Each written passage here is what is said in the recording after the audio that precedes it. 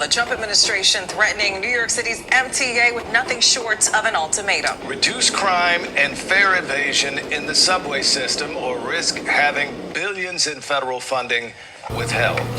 So as you can tell, the New York City subway's got its fair share of problems, but it just got a new one. Because even though this place costs $20 billion a year to operate, New York City leaders say the subway may have to shut down because that's not enough. Yet the Trump administration has flat out refused to fund further improvements to the subway whatsoever, until the city stops rampant fare evasion and stops having the subway double as a homeless shelter. Get a good look at this group. Police say the group approached the 23-year-old victim, but it's unclear what led to the incident. I really feel that a lot of work needs to be done. There's a lot of people that I see around. The health system doesn't take care of the homeless. I definitely think it's very scary riding the subway sometimes. I feel like there should be more safety down in the subways. Sean Duffy saying he will withhold or redirect federal funding from the agency unless it can prove it's making the system safe from violent crime and homelessness. Commuters are sick and tired of feeling like they have to jeopardize their safety to get to work, go to school, or to travel around the city. They are bragging. Governors cut a video showing how great it is on the subway, bragging that we have cameras in every subway. Good. Now we can video the assaults. How often do you run into someone you need to involuntarily commit and you just can't and you have to leave them? On a daily basis. And it's heartbreaking because these people may be emaciated, poor hygiene, and a desperate need for help.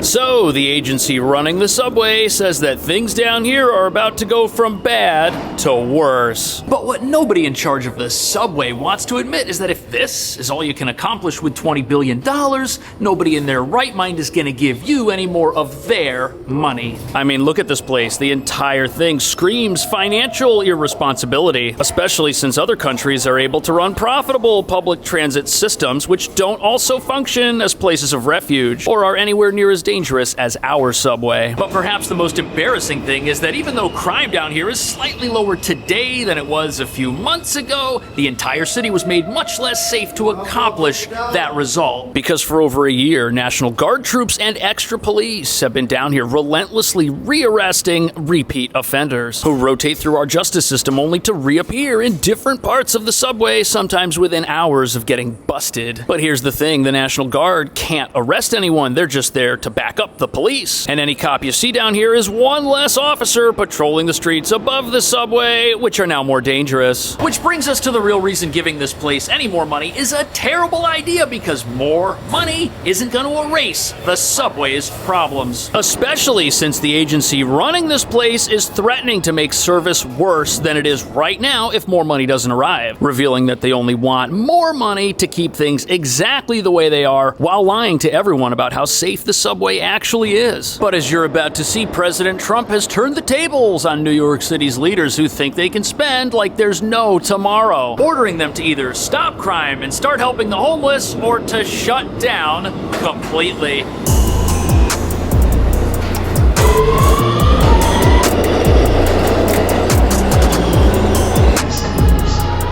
So as you look around at how wonderful the New York City subway is, it's important to understand that New York City is asking America to keep giving it money so that things can stay just the way you see them right now. They aren't saying any of this money is going to go towards cleaning this place up or helping the people living down here on a full-time basis. Instead, it's just to maintain the status quo, keeping this place the progressive nightmare our leaders have allowed it to become, which just seems to be getting worse, not better. Despite some recent high-profile crimes, the MTA insists that the transit system is safer today than it was 5 years ago. The agency says crime is down 40% so far this year compared to the same period in 2020, and the agency adds. So it's crazy to listen to our leaders tell us that things down here are better than they've ever been when clearly they aren't. Says right here, felony assaults are up 55%. That's insane. And sadly, there are so many random incidents taking place down here, it's hard to keep track of them all. And for that reason, riders are watching their backs and looking over their shoulders more than they ever have before. Just the other day, this woman randomly shoved someone and then opened her jacket, revealing a weapon. Stuff like this happens all the time, and that's why people who use the train know that they need to be extra careful when they're down here. Subway assaults are actually 3 times higher than they were back in 2009, and a lot of the crime is concentrated on specific stations. And recidivism has doubled since 2019, with many repeat offenders wandering the system, committing the same crimes over and over again. While at the same time, many of these same individuals struggle with homelessness, mental illness, or a combination of both. And since 2009, the rise in subway crime has been driven by assaults, not robberies. And what this reveals is that if you compare a short period of time, like say this week to last week, or crime stats this month compared to a year ago, you're gonna get a different picture than if you zoom out, revealing that we're actually on a downward trend, and any success is just a speed bump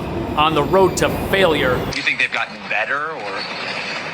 I don't necessarily think they've gotten worse. Mainly the flaws are, you got a lot of homeless. You know, if you go right downstairs, they're usually down here in this one, and they can ride the train, so I don't think it's that bad, but it has its flaws. It's just a big city. There's a lot of people. It's just unavoidable. Notice how every single person interviewed was trying to be positive, but was somehow unable to do so. They know they're on camera. They didn't want to be nasty, but they didn't have glowing remarks for the train, and that's at a nice station, 72nd Street, Upper East Side. But they got the truth. Riders down here know that it's not a safe place whatsoever. And they don't necessarily feel safe with all of the criminal activity taking place down here on a regular basis. On top of that, the crime stats we do get might be totally bogus. Look at this, a transit commander was just punished for faking crime statistics. And the transit commander in question allegedly had 2 sergeants and a lieutenant under his command falsify reports, even forging signatures to play down assaults and grand larcenies in the subway system. And how much you want to bet this isn't an isolated incident? If it's happening here, it could be happening somewhere else. I really feel that a lot of work needs to be done. There's a lot of people that I see around. The health system doesn't take care of the homeless. Those were the first 3 commuters we spoke with following a press conference by Mayor Eric Adams, where he said subway crime has fallen 28% year to date. He also Look at that. Here you got some interviews at a different subway station, and you get very different answers. The first 3 people the news approached all essentially said the same thing. Riders aren't stupid. The city can publish whatever crime stats they want, but that's not going to change reality, which people see and experience for themselves when they try to go to work safely. And when they see people living in the subway who obviously need assistance and aren't getting it, while our legal system ties the hands of police and authorities, who can only temporarily detain those who might be a danger to themselves or others. And let's be real, does any of that sound like a system that America should invest more into? On top of that, this panhandling from New York City is coming at a time when the city's taxation cameras for vehicles have already started up and will generate over $1 billion a year, 80% of which is supposed to find its way down here to fix the subway. Plus, it's not like the federal government doesn't give the city any money for transportation. They already shell out over $2 billion a year. And the concern is that if more money is given to the MTA who runs the subway, things down here aren't going to change. The downward spiral's just going to continue. And let's think about this personally for a second. If you've got a friend who's in dire straits and he keeps asking you for money, well, are you going to give it to him if he doesn't promise to make any life changes and clean himself up? If you do, you're just kind of enabling his bad behavior. And the transportation secretary says the trend of violent crime, homelessness, and other threats to public safety on one of our nation's most prominent metro systems is unacceptable. After years of soft on crime policies, our department is stepping in to restore order. And let's be honest, it's about time somebody did that. He also says the PATH teams of outreach workers, police, and medical professionals who are in the system 24/7 have removed 900 homeless people in the last 8 months, including many experiencing mental health challenges. What do you say to those New Yorkers who say they just don't think this is working? Yeah, no, and listen, perception is reality. We get that. So 900 people have been removed from the subway, which might sound great, but it's actually nothing compared to the number of individuals these outreach workers encounter who refuse help. Look at this. Since last August, the city has engaged with over 11,000 people, which helps you understand just how big the problems down here really are. And with so few of those people taking the city up on its offer of free services, it reveals many many of the folks down here are here because they think this is the best place for them, and they have no plans of getting out of here on their own anytime soon. Now, the city does have some involuntary commitment type policies, but the way those are implemented now mean that in many cases, a person who needs long-term treatment is released in a very short period of time, maybe just as little as 72 hours, and then they're right back down here. And what that reveals is trying to save this place or improve it or even fund it in its current state is a losing battle that will never yield a good result for anybody. And if nobody steps in to restore order, there will never be changes made down here that take this place in a positive direction, which is why the Trump administration has taken the step of stopping all future funding, even if it means the subway goes without repairs and has to shut down. And remember, this place already gets $20 billion a year to look like this. There's definitely money out there. On top of that, the federal government is accusing the city of ignoring obvious solutions which would yield immediate improvements to all of the problems we see down here.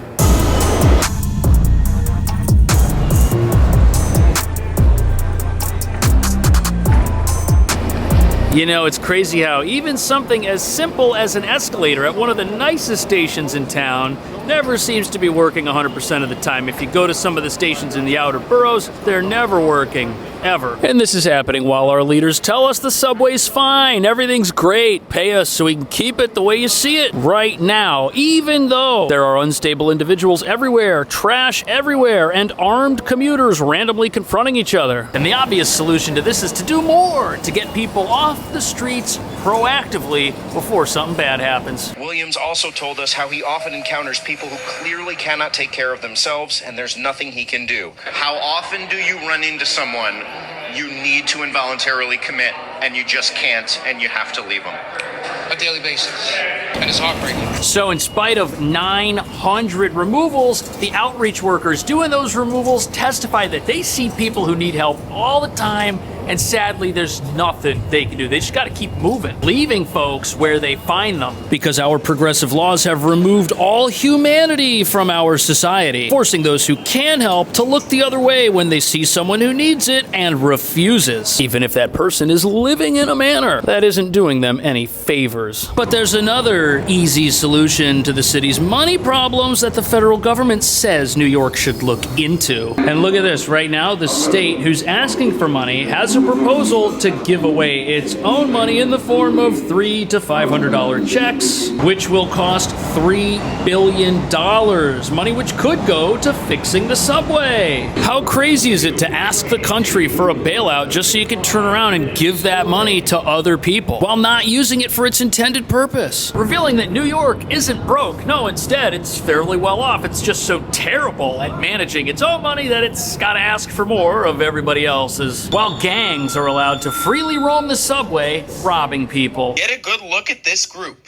Police say they're searching for these 5 people after they stole a man's phone. Police say the group approached the 23-year-old victim, but it's unclear. So this gang of 5 people randomly went after somebody and stole their belongings. And you know what? They weren't even covering their faces. That's how little fear there is of law enforcement here. But you know something? These criminals that are in the subway stealing and robbing people, well, studies show that these are the people who are most likely to avoid paying the fare to get in the first place. Like the 2 guys who just jumped in the train right here. On top of that, fare evasion costs the city $800 million a year. And that's because thousands of people do not pay to ride the subway or the bus. They just get on and ride for free. And some of them then go on to do other things once they're down there, revealing that cracking down on fare evasion would not only help the city earn more money, it would also make the subway safer. This guy over here is holding the gate for people and he's asking people for money on their way in. And it's working, look at that. And it's just so unbelievable that New York City is out there asking America for more money so that stuff like this can keep happening with no authority presence down here whatsoever to stop it. Residents we spoke with Sunday say they're not surprised. It's very scary because you don't know what to expect no more, especially in New York City.